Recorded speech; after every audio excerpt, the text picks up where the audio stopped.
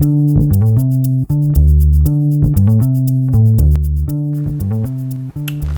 Everyone. तो जो next lecture है वो किस पे है? रेशलाइजेशन एंड रेशलाइजिंग फैक्टर। ठीक है, तो इसमें देख लेते हैं, पहले बेसिक चीज़ें डिस्कस करते हैं। जैसे कि मेरा कोई नंबर ऐसा लिखा हुआ है 3√2, इस टाइप से ऐसा कुछ लिखा है। ठीक है, अब मेरे को क्या देखना है कि ये अभी है ना एक इर्रेशनल नंबर है या फिर एक सर्ड है या एक मिक्स सर्ड है। ठीक है, और इर्रेशनल नंबर को मैं चाहता हूं कि ऐसा ऐसा कौन सा एक नंबर है, ऐसा कौन सा नंबर है जिसको मैं इससे मल्टीप्लाई करूं और मेरे को रिजल्टिंग नंबर क्या मिल जाए? एक रैशनल नंबर। ठीक है ना, एक नंबर इनटू, मतलब मैंने ऐसा कोई एक नंबर मल्टीप्लाई किया जिससे कि मेरा जो रिजल्ट होगा वो क्या आ जाएगा? एक रैशनल नंबर, है ना, मतलब फ्री ऑफ ये रेडिकल, है ना। तो ऐसा कुछ, तो आप सोचिए थोड़ा सा कि क्या होना चाहिए। देखिए, अगर मैं इसमें 3√2 में मैं अगर √2 का मल्टीप्लाई कर दूं तो देखिए ये कितना हो जाएगा? ये हो जाएगा 3, ये √2 इंटू √2 है, मतलब इसे लिख सकता हूँ 2 इंटू 2, अंदर मल्टीप्लाई हो जाएगा। ठीक है, अब इसके बाद में ये देखिए पेयर बन गया। अगर एक नंबर के दो का पेयर बन गया, एक नंबर में एक नंबर दो बार रिपीट हो रहा है, तो इसका मतलब एक 2 बाहर आ जाएगा। तो ये कितना हो जाएगा? 3 इंटू 2, और 3 इंटू 2 कितना होता है? 6, है ना। तो ये देखिए ये तो एक रैशनल नंबर है। ठीक है, तो जो भी नंबर, ऐसा कोई भी नंबर जो मेरे क्वेश्चन को या जो मेरे इर्रेशनल नंबर को रैशनल नंबर बना रहा है, उसको क्या बोलते हैं? रेशलाइजिंग फैक्टर। ठीक है, तो जो मेरा रेशलाइजिंग फैक्टर होता है वो क्या होता है? Number which change the given number, which change the given irrational number to a rational number. आप थोड़ा सा सोचिए कि क्या ऐसा एक ही नंबर होगा, है ना, और भी हो सकते हैं क्या? अभी देखो, अगर मैं इसमें ना, क्योंकि मेरा एम क्या है? एक रैशनल नंबर बनाना। एग्जैक्ट रेशनल नंबर की वैल्यू क्या होगी ये कोई, इसके बारे में कोई बाउंडेशन नहीं, है ना। तो मेरा नंबर जो 3√2 था, इसमें मैं √2 की जगह पे 2√2 अगर मल्टीप्लाई करूं, तो अगर मैंने 2√2 मल्टीप्लाई किया तो ये कितना हो जाएगा? 3 इंटू 2 कितना? 6, और √2 इंटू √2 कितना? 2। तो ये 6 2 जा 12, कितना है? 12। स्टिल एक रैशनल नंबर, है ना, ये कितना है? एक रैशनल नंबर। तो इसका मतलब ये भी मेरा क्या हुआ? एक रेशलाइजिंग फैक्टर हुआ, है ना। सेम, अगर 3√2 में मैंने 3√2 का भी मल्टीप्लाई किया, है ना, तो ये भी मेरा क्या होगा? 3 3 जा 9, और √2 इंटू √2 कितना? 2, है ना। तो ये 9 इंटू 2 कितना हुआ? 18। ये 18 भी क्या होगा? मेरा एक रैशनल नंबर, मतलब ये भी क्या हो गया? मेरा रेशलाइजिंग फैक्टर। ठीक है, तो आपको क्या ध्यान रखना है बस कि रेशलाइजिंग फैक्टर वो एक नंबर होता है, वो एक फैक्टर होता है जिसको मैं गिवन इर्रेशनल नंबर से मल्टीप्लाई करूं, है ना, और वो मुझे क्या दे दे? एक रैशनल नंबर। रिजल्ट में क्या दे दे? एक रैशनल नंबर। ठीक है, तो मुझे एक चीज़ समझ में आई कि रेशलाइजिंग फैक्टर मेरा एक नहीं होता है, यूनिक नहीं होता है। ऐसे बहुत सारे रेशलाइजिंग फैक्टर हो सकते हैं, है ना। एक रेशलाइजिंग फैक्टर हो ऐसा ज़रूरी है क्या? नहीं, है ना। सो अगर आपका ऐसा क्वेश्चन आता है, अगर आपको क्वेश्चन आता है कि इज रेशलाइजिंग फैक्टर यूनिक क्वांटिटी, है ना, तो मैं ऐसा लिखता हूं कि रेशलाइजिंग फैक्टर क्या होगा? यूनिक होगा। Rationalising factor is unique question mark, तो no, it is not unique, है ना। ये बहुत सारे हो सकते हैं, ठीक है, लेकिन इसमें कुछ तो होगा। तो अपन देखते हैं कि सबसे छोटा नंबर, सबसे छोटा ऐसा क्या था फैक्टर जिसको मल्टीप्लाई करने पे रेशनल नंबर बन रहा था? तो इसमें सबसे छोटा कौन था, √2। तो जो √2 है ये मेरा क्या बोलते हैं इसको, सिंपलेस्ट रेशनलाइजिंग फैक्टर। क्या बोलते हैं, सिंपलेस्ट रेशनलाइजिंग फैक्टर। तो रेशनलाइजिंग फैक्टर बहुत सारे हो सकते हैं, है ना, लेकिन आप यूज कौन सा करते हो, सिंपलेस्ट वाला। कौन सा वाला, सिंपलेस्ट वाला। क्या करने में, कन्वर्ट करने में। तो ये सब जो चीज़ें थी, ये सब चीज़ें किसके बारे में थी, रेशनलाइजिंग फैक्टर के बारे में। ठीक है, तो रेशनलाइजिंग फैक्टर के बारे में हमने क्या क्या जाना। रेशनलाइजिंग फैक्टर पहली बात तो किसी भी इरेशनल नंबर को रैशनल नंबर में कन्वर्ट करता है। सेकंड चीज, रेशनलाइजिंग फैक्टर एक यूनिक नहीं होता, ऐसे और भी होते हैं। ठीक है, और एक और चीज इसमें होती है, that is conjugate. Rationalising factor क्या होता है, कॉन्जुगेट। अब कॉन्जुगेट का मतलब ऐसा है कि 3√2 है ना, 3√2 में मैंने √2 का मल्टीप्लाई किया तो ये क्या बन गया, एक रैशनल नंबर, है ना। अभी मेरा क्वेश्चन होता √2 और इसको कन्वर्ट करना होता और मैं मल्टीप्लाई करता किसका, 3√2 का, तो भी मेरा क्या होता, एक रैशनल नंबर ही बनता, है ना। मतलब कि मैं अगर मेरे को ये नंबर आए और मैं ये इसका मल्टीप्लाई करूं, है ना, तो मतलब ये क्वेश्चन था और ये आंसर था। क्वेश्चन में आंसर का मल्टीप्लाई किया तो भी मेरा आंसर आ रहा है ना। और अगर मेरा आंसर क्वेश्चन की जगह लिखा होता और 3√2 का मल्टीप्लाई कर रहा होता तो भी मेरी एक वैल्यू आ रही थी, रिजल्टिंग वैल्यू सही आ रही थी, है ना। तो जब भी ऐसा होता है तो उसको क्या बोलते हैं, कॉन्जुगेट पेयर। तो रेशनलाइजिंग फैक्टर क्या होता है कि कॉन्जुगेट फैक्टर होता है। ठीक है ना, कि मतलब मैं उसको पलट भी दूंगा ना तो भी कोई दिक्कत नहीं होगी। ठीक है, होपफुली आपको समझ में आया हो, धीरे धीरे आ जाएगा। अगर ये बात समझ में नहीं आई हो तो आगे चल के आपको रेशनलाइजेशन में ये चीज़ समझ में आ जाएगी। ठीक है, थोड़ा सा वेट कीजिए।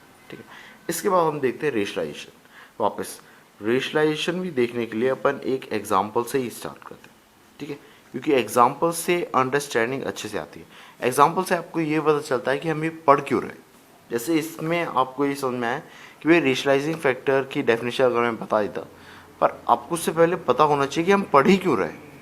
तो पढ़ने का रीज़न ऐसा है कि मेरे पास में एक इरेशनल नंबर है, मैं चाहता हूँ कि कोई ऐसा एक नंबर मुझे पता लगे जिससे मैं उस नंबर को किस में कन्वर्ट करना चाहूँ, एक रैशनल नंबर, एक रैशनल नंबर को एक रैशनल नंबर।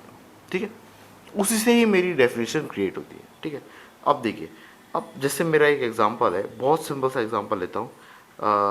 जैसे कि ऐसा लिख लेता हूँ, बहुत सिंपल, जैसे 1/√2 लीजिए, 1/√2 लिया। ठीक है, अब देखिए ये एक्चुअल में ये नंबर ऐसा लिखा है, √2 की वैल्यू होती है 1.414 समथिंग। अब देखिए 1 से 1.414 को डिवाइड, मतलब 1 को डिवाइड करना 1.414 से, ये थोड़ा सा टिपिकल है। क्या, थोड़ा सा टिपिकल है ना।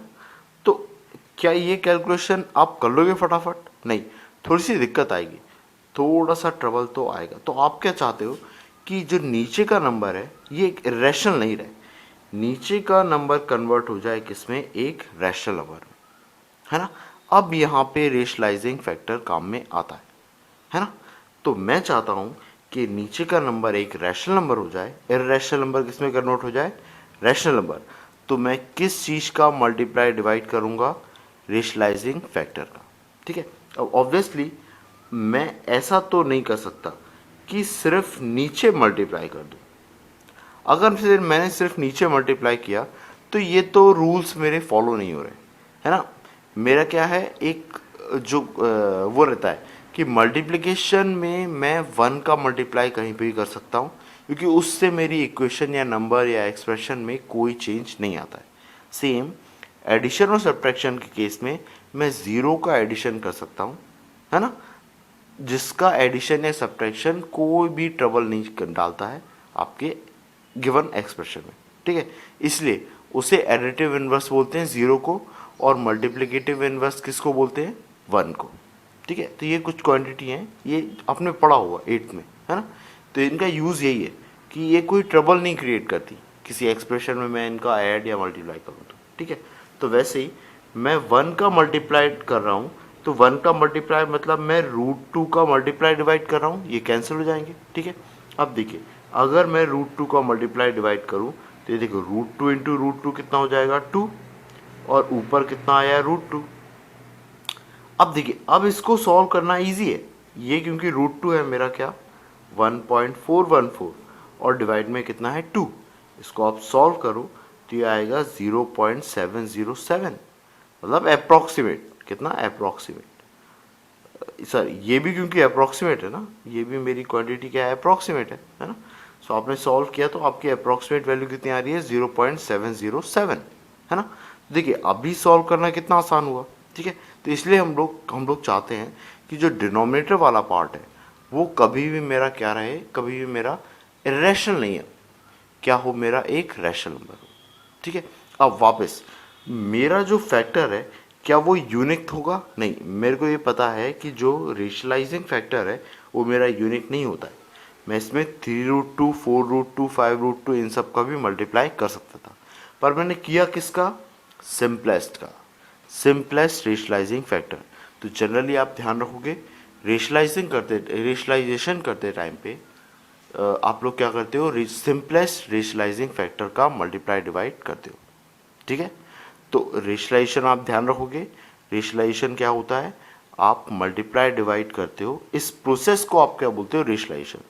मल्टीप्लाई डिवाइड करना किसका, एक ऐसे नंबर का जिसको करने से ये नंबर किस में कन्वर्ट हो जाएगा मेरा, इसमें नीचे डिनोमिनेटर मेरा क्या हो जाएगा, एक रैशनल नंबर, ठीक है, जिससे कि डिनोमिनेटर मेरा क्या हो जाए, एक रैशनल नंबर, ठीक है। होपफुली इतना समझ में आया होगा आपको, ठीक है। अब और देखते हैं आगे। अब देखिए आपका नंबर कुछ इस तरीके से लिखा है √3 प्लस √2, है ना। अब ये नंबर को मेरे को कन्वर्ट करना है किसमें, एक रैशनल नंबर में। ये नंबर को मेरे को किस में कन्वर्ट करना है, एक रैशनल नंबर में। अब आप सोचिए ये तो दो नंबर है, अगर मैंने इसमें √3 का मल्टीप्लाई किया तो ये कन्वर्ट हो जाएगा, ये रह जाएगा। देखो अगर मैंने इस पूरे नंबर में √3 प्लस √2 में अगर मैंने √3 का मल्टीप्लाई किया तो ये कितना हो जाएगा, √3 इंटू √2 कितना, √6, और √3 इंटू √3 कितना, 3, ये 3 प्लस √6 आया। स्टिल ये तो मेरा कन्वर्ट नहीं हुआ, है ना। वैसे ही इसमें अगर मैंने √2 का मल्टीप्लाई किया, किसका मल्टीप्लाई किया, √2 का मल्टीप्लाई किया, ये देखो √2 इंटू √2 ये तो 2 हो जाएगा, पर √2 इंटू √3 ये कितना होगा, √6, है ना। ये तो नहीं हुआ, है ना। तो ये मेरा क्या होगा, ये भी मेरा कन्वर्ट नहीं हुआ रेशनल नंबर में, है ना, है ना। अब मैं सोचता हूँ कि ठीक है मैं, है ना, √3 प्लस √2 में √3 प्लस √2 का ही मल्टीप्लाई करता हूँ, तब देखते हैं क्या होता है। अब देखो ये इस तरीके से लिखा हुआ है a प्लस बी, और ये भी क्या लिखा हुआ है, a plus B, a plus B into A plus B, ये क्या होता है, a प्लस बी का होल स्क्वायर, और a प्लस बी का होल स्क्वायर कितना होता है, a square plus 2ab plus B square. अब देखिए a क्या था, √3 था, तो a √3 मतलब √3 का स्क्वायर, और प्लस 2a, a क्या है, √3, और b क्या है, √2, और प्लस बी स्क्वायर मतलब √2 का स्क्वायर, तो ये आया √2 का स्क्वायर। अब देखिए ये √3 का स्क्वायर 3, प्लस √3 इंटू √2 कितना, √6, तो ये कितना आया 2√6, प्लस ये √2 का स्क्वायर दैट इज 2, 3 प्लस 2 कितना 5, 5 प्लस 2√6। स्टिल ये एक रैशनल नंबर है क्या, नहीं, ये एक रैशनल नंबर नहीं है। तो इसका मतलब मैं 3 प्लस √2 में √3 प्लस √2 का भी मल्टीप्लाई नहीं कर सकता, तो फिर क्या करूं। तो आप सोचिए थोड़ा सा कि मैं क्या करूं, किस चीज़ का मल्टीप्लाई करूं कि उस साइड मेरे नंबर्स डेफिनेटली स्क्वायर के फॉर्म में ही हो, ठीक है। तो अब मुझे एक फॉर्मूला याद है कि a प्लस बी लिखा हो, अगर इसमें a माइनस बी का मल्टीप्लाई करते हैं तो जो रिजल्टेंट आता है वो क्या होता है, a square minus B square, है ना। अब देखिए ए पे भी स्क्वायर लगा हुआ है और बी पे भी स्क्वायर लगा हुआ है, और कोई ऐसी एक टर्म नहीं बच रही है, कोई ऐसी जैसे ऐसे 2ab टाइप से ऐसी कोई टर्म नहीं आ रही है जो इसको रैशनल नंबर बनाने से रोक रही हो, जैसे कि यहाँ पे रुक रही थी 2√6, है ना। तो इसका मतलब कि जब भी मुझे लिखा है मुझे उसका कॉन्जुगेट पेयर मल्टीप्लाई करना चाहिए, है ना। जैसे कि अगर मेरा नंबर लिखाया है √3 प्लस √2, तो इसमें मैं किस चीज़ का मल्टीप्लाई करूँगा, √3 माइनस √2 का। तो इससे क्या हो जाएगा, ये √3 का स्क्वायर और माइनस √2 का स्क्वायर। तो ये कितना हो जाएगा, 3 माइनस 2, ये कितना हो जाएगा 1, है ना। सेम मेरा ऐसा कुछ लिखा हो √7 प्लस √3 इस टाइप से, तो मैं किस चीज़ का मल्टीप्लाई करूँगा, √7 माइनस √3 का। ये कितना हो जाएगा, √7 का स्क्वायर दैट इज 7 और √3 का स्क्वायर माइनस दैट इज 3। ये 7 माइनस 3 कितना, 4। ये एक रैशनल नंबर बन गया।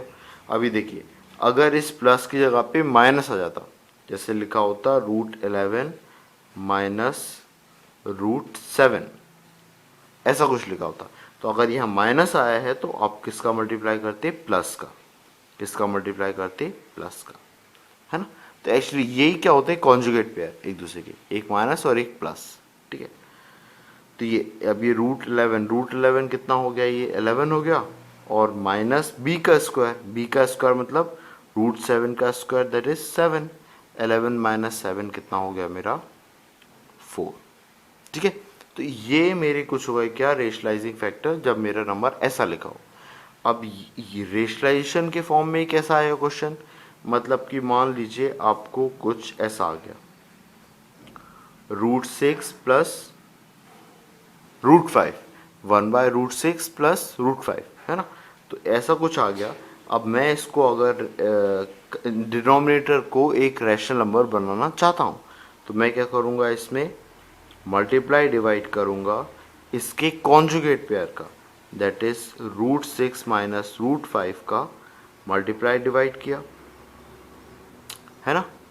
तो ये चीज़ कितनी बन गई नीचे, √6 इंटू √6 कितना 6, और √5 इंटू √5 कितना 5, तो ऊपर कितना आ गया √6 माइनस √5, और नीचे 6 माइनस 5 कितना आ गया 1। तो कितना हो गया मेरा आंसर, √6 माइनस √5, ठीक है ना। अभी ऐसे ही मेरा नंबर क्या लिखा हो, 1/√, ये यहाँ पे लिखा हो 4 और यहाँ पे लिखा हो प्लस √3, ऐसा।